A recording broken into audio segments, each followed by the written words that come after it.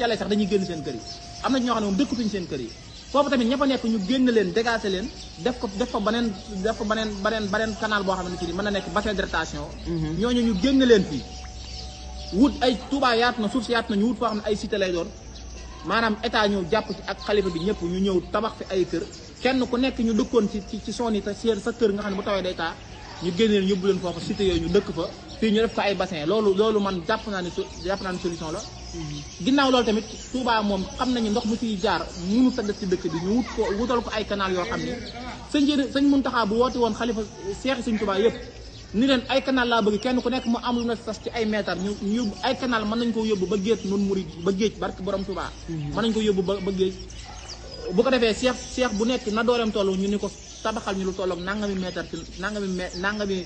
dana yaatoo nangam dana xóote nangam nga tabax ko cimenté ko mu dem ba géej loolu murid yi mën nañ ko su ko defee ndoxum Touba mi yëpp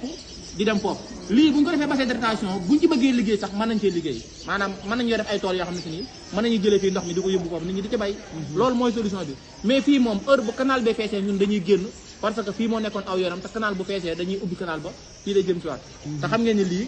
ndox mi fii ma toll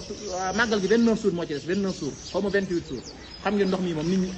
koñ bi moom ci dañuy wut fuñu màggalee ak ñoom waaye yaakaaruñ ay dalal ay gan xanaa miracle am ci sëriñ bi nag ndoxum jàmm la ñaanoon ndox mi am na waaye yaakaar nañ jàmm tamit danañ ci tegu insha allah rabbi waaye nag lii daa doon jàmbat loo xamante ni du sax ay jàmbat waaye dañoo jàpp ne ay nit lañ di xalaat jàpp ni loolu solution la ci fii ngir nit ñi bañ fay dëkk di ñu def ay bassin de rétention nit ñi ñu wutaleen ay cité ñu dem dëkk fa maa ngi jégalu bu baax a baax asalaamaaleykum wa rahmatullahi wa barakatuh